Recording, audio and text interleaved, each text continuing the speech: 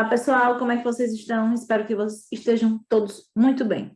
Vamos para a nossa segunda aula da semana, certo? Para que ela não ficasse tão extensa por conta do número de páginas, eu não fiz slide, mas eu vou explicar aqui tão bem quando se eu tivesse feito slide, ok? Então, vamos lá. Vamos ao livro didático de vocês, a princípio na página 210, ok? Me acompanhe, por favor. Página 210 do livro didático de vocês. Prática de leitura, texto 3, texto informativo. Você já ouviu falar em mito ou em mitologia? E aí, gente, já ouviram falar em mito ou mitologia? Vamos ouvir agora, caso não. Só que eu tenho certeza que no sexto ano vocês já escutaram falar nisso. Sim, com certeza. Então, vamos. Mito é uma narrativa de caráter fantástico relacionada a um povo. O mito procura explicar a realidade, os fenômenos naturais, as origens do mundo, do ser humano por meio de deuses, semideuses e heróis. Já a mitologia é o conjunto de mitos do povo, né? Vocês sabem que todo povo tem seus mitos, assim também como tem suas lendas, não é isso? Tanto a lenda quanto o mito, eles servem para justificar a criação de algo da natureza. Tanto o mito também, ele serve para justificar, né? Vamos dizer assim, as origens dos deuses, dos semideuses, né? E dos heróis também, certo? Primeira questão. Hércules é um herói da mitologia greco-romana. Você conhece a história, o mito de Hércules? Compartilhe o que sabe com os colegas. 2. Você já ouviu falar sobre os 12 trabalhos desse herói que a mitologia teve de realizar? E aí, gente, já ouviu falar sobre os 12 trabalhos de Hércules? Se souber, comente com os colegas.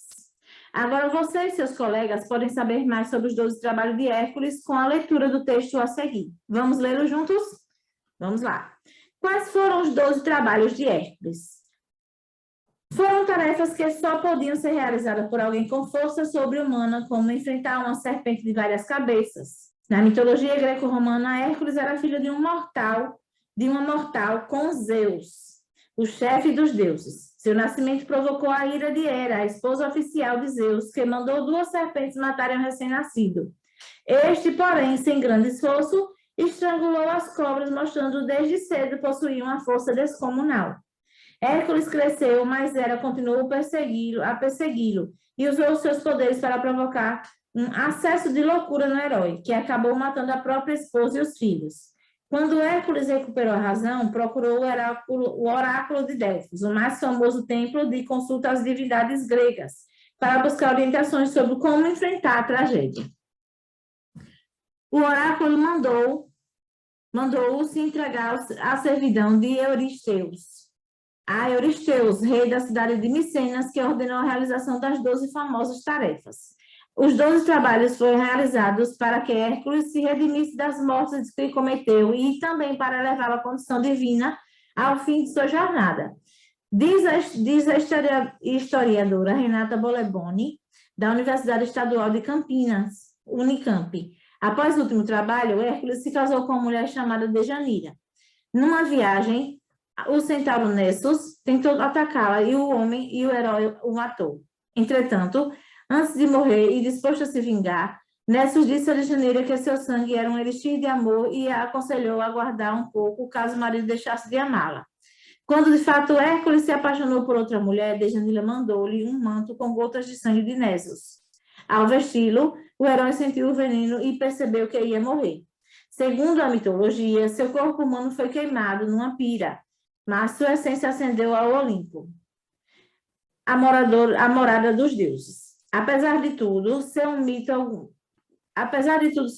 alguns historiadores suspeitam que a história de Hércules possa ter sido inspirada num homem real que seria um poderoso líder escravizado por algum reino grego.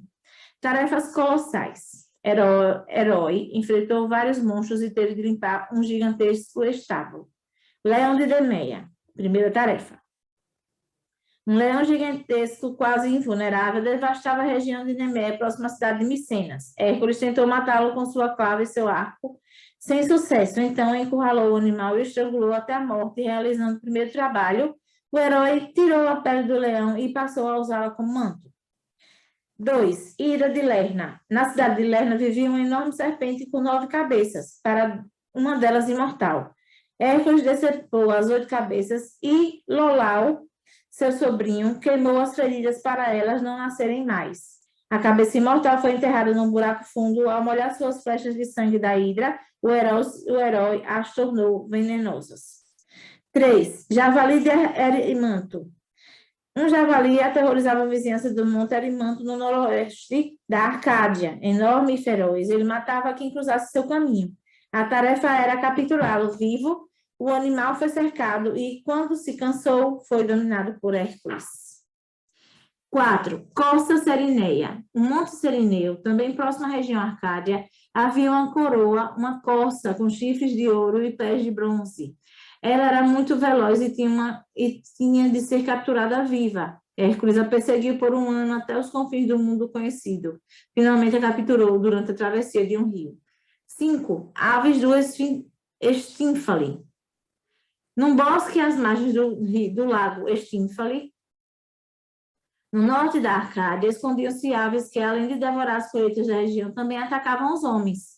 Para matá-las, Hércules primeiro usou o símbolo, antigo instrumento de cordas, para atraí-las. Assim que as aves saíram do bosque, o herói pôde atingi-las com suas flechas venenosas. 6. Cavalariças de Álgias. Álgias, rei da Élida, região da Arcádia, tinha grandes rebanhos de cavalo ou gado, conforme a versão, mas não cuidava de seus estábulos, que acumulavam uma colossal quantidade de estrume ao longo dos anos. Hércules conseguiu lavá-los num só dia, usando água de 2 rios, cujos cursos desviou com sua força. 7. Touro de Creta. Por vingança, Poseidon, deus do mar, havia deixado louco um lindo touro pertencente ao rei de Creta, uma ilha grega. O animal devastava os campos da região e Hércules foi até lá para dominá-lo. Após controlar o touro, o herói precisou nadar até Creta, ou de Creta até o continente, levando a fera consigo. 8. Éguas de Diomedes. Diomedes, filho de Ares, deus da guerra, vivia na Trácia, região onde pertencia a Turquia e a Bulgária. Ele tinha 4 éguas ferozes e carnívoras, que se alimentavam com estrangeiros que apareciam em suas terras. Hércules capturou as éguas e, notando que elas estavam famintas, serviu-lhes Diomedes como refeição. 9. Cinto de Hipólita. Hipólita era a rainha das Amazonas, tribo de mulheres guerreiras que viviam perto do Mar Negro. Ele tinha um belo cinto desejado pela filha de Euristeus. A mando do rei, Hércules convenceu Hipólita a lhe entregar o objeto, mas Hera incitou a Amazônia à guerra e o herói teve de matar a rainha. 10. Bois de Gérion. Gérion, um gigante de 3 cabeças, vivia na ilha de Erítia, possivelmente perto de Cádiz, no sul da Espanha, e possuía um numeroso rebanho de bois. Os animais eram guardados por um pastor monstruoso, Eurítion, e seu cão, ambos com diversas cabeças. Após matar a dupla, Hércules acabou com Gérion, usando sua clava, e entregou os bois a Euristeus. 11, Pomos de ouro. As maçãs de ouro ficavam no jardim desconhecido e Hércules vagou o mundo atrás delas. Segundo alguns textos mitológicos, quem finalmente encontrou pomos para o herói foi Atlas, que havia recebido de Zeus o castigo de carregar o mundo nas costas. Enquanto Atlas foi atrás das maçãs, Hércules sustentou o mundo em seu lugar. 12, Guardião de Hades. Cérbero, um cão de 3 cabeças e cauda de forma de serpente, guardava a estrada do Hades, o mundo subterrâneo, permitindo a entrada de todos, mas não deixando ninguém sair. Hércules o capturou e, após mostrar Cérbero e Euristeus, devolveu o cão guardião ao inferno. Esses foram os 12 trabalhos de Hércules, Cada um maior que o outro, e hoje um humano nenhum, Só pode ser mito mesmo, gente?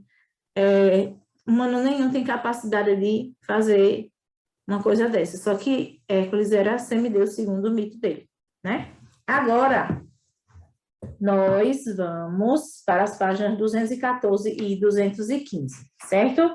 Vamos lá. No finzinho da página 214 tem a linguagem do texto, certo? Na linguagem do texto tem releia o trecho a seguir. Foram tarefas que só podiam ser realizadas por alguém com força sobre-humana, como enfrentar uma serpente de várias cabeças. Como o autor usa a estratégia da impessoalização da linguagem nesse contexto? Gente, como é que ele deixa a linguagem impessoal nesse contexto aqui.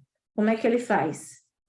Ele usou a primeira pessoa, a terceira pessoa, como é que ele tornou a linguagem impessoal, certo? Você vai explicar aqui. B, por que o autor usa o verbo foram para iniciar o texto? Que efeito provoca?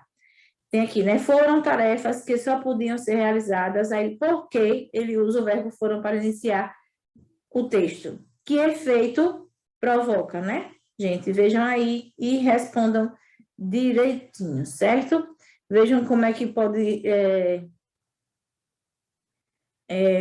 como é que esse verbo pode, como é que eu posso dizer? Qual é a utilidade dele, o que é que ele quis dizer com isso, com a utilização desse verbo, certo? C. Nesse trecho há uma explicação, descrição, exemplificação ou todas elas. Explique. Nesse trecho há uma explicação, descrição, exemplificação ou todas elas. Aí vocês vão explicar, certo? Lembrando que é esse trecho aqui que tem aqui na primeira questão, certo? Segunda questão. Agora releia esse trecho. Segundo a mitologia, seu corpo humano foi queimado numa pira, mas a essência ascendeu ao Olimpo, a morada dos deuses. Apesar de tudo ser um mito, alguns historiadores suspeitam que a história de Hércules possa ter sido inspirada num homem real, que seria um poderoso líder escravizado por algum reino grego. Letra A. Que expressões mostram a utilização de outras vozes no trecho? Letra B. Embora haja indicação de outras vozes, a ocultação da fonte... Vamos reler isso, que não está direito. Embora haja indicação de outras vozes, a ocultação da fonte. Por que será que o autor usou esse recurso? Hein, gente? Por que será? O que é que acontece com a ocultação das fontes aqui, nessa questão desse registro de texto? Digam aí, certo? 3. Releia esta citação do texto. Os 12 trabalhos foram realizados para que Hércules se redimisse das mortes que cometeu e também para elevar a condição divina ao fim de sua jornada, diz a historiadora Renata Bolemboni, da Universidade Estadual de Campinas, Unicamp. Né? Ele matou a mulher e os filhos, e aí, por conta disso, né, em um surto psicótico, ele matou e aí quis se redimir e fez isso tudo, nesses 12 trabalhos. Letra A. Quais marcas linguísticas comprovam que se trata de uma citação literal? Quando a gente diz citação literal, é que ela está levada ao pé da letra, né? Que ela não está usando como é que eu posso dizer? Ela não está usando a paráfrase, não está escrevendo de uma outra forma. A citação, ela está sendo exatamente da forma que ela foi escrita, certo? B. Produza uma paráfrase da citação acima, ou seja, vocês vão parafrasear, vocês vão dizer o que está escrito aqui em outras palavras, entenderam? Quando é escrita literal, ela é a cópia fiel do que está escrito. Quando ela é uma paráfrase, vocês vão dizer aquilo que está escrito com outras palavras. Combinado assim? Entenderam direitinho? Então, vamos lá. Agora, pessoal, nós vamos para o de olho na escrita. Logo aí abaixo, né? De olho na escrita, mas e mais. Primeira questão, releia o trecho a seguir, retirado do texto. Quais foram os 12 trabalhos de Hércules? Hércules cresceu, mas Hera continuou a persegui-lo e usou seus poderes para convocar um acesso de loucura no herói. Quando Hércules recuperou a razão, procurou o oráculo de Delfos, o mais famoso templo de consulta às divindades gregas, para buscar orientação sobre o que enfrentar, como enfrentar a tragédia, né? Que sentido o uso do mas produz no trecho? E aí, gente, o mas e o mais, eles têm sentidos diferentes, que nós vamos ver daqui a pouquinho, certo? Então, para você, o que esse sentido do mais produziu no trecho? Letra B, que sentido o uso do mais, de mais, com i, né, produz na relação com o adjetivo famoso, né, gente? Quando ele diz o mais famoso, quer dizer o quê? Que ele é muito famoso, ele é pouco famoso. Então, qual é o sentido do uso do mais aí nessa situação, certo? Letra C. Além da grafia, qual é a diferença entre mas e mais? Que aí vocês vão ver agora nessa leitura que eu vou fazer aqui, certo? Empregamos a conjunção mas para ligar ideias que contrastam entre si, que se opõem, ou seja, dá uma ideia de contraste ou de oposição, não é isso, gente? As palavras mas, porém, contudo, entretanto e todavia são sinônimas. Desse modo, você poderá alternar o uso delas em seus textos, ou seja, todas elas indicam contraste ou oposição, certo? Já o advérbio mais é empregado para indicar intensidade ou quantidade, né? Quando a gente diz mais famoso, a gente está dizendo que ele é muito famoso, certo? Se a gente diz que ele é menos famoso, então ou pouco famoso, então a gente está dizendo que ele quase não é famoso, né, gente? Então, ele é famosinho, certo?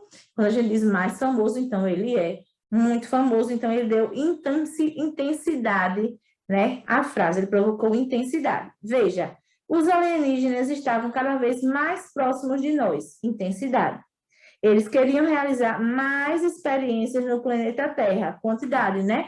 Mais experiências, eles queriam aumentar a quantidade de experiências feitas no planeta Terra.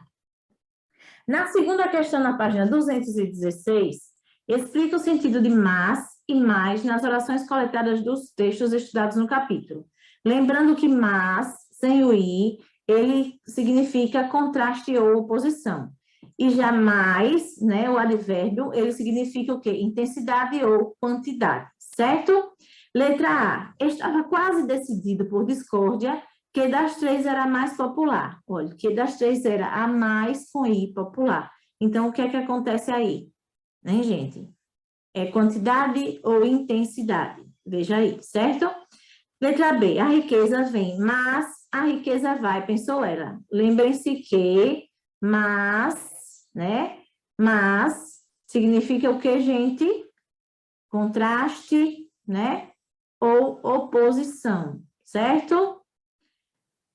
C. Orumilá voltou para casa decepcionado, mas convencido de que não ter tomado nenhuma decisão apressada tinha sido a melhor coisa. D. O rei negro foi batizado com o nome de Francisco, mas os outros escravos que o respeitavam e admiravam chamavam de Chico Rei. E. Segundo a mitologia, seu corpo humano foi queimado numa pira, mas sua essência ascendeu ao Olimpo, a morada dos deuses. F. De modo que torrentes de pepitas de ouro jorravam nas mãos daqueles trabalhadores incansáveis, enriquecendo cada vez mais o seu senhor, né? Ficamos por aqui, gente. Espero que vocês tenham gostado da explicação, certo?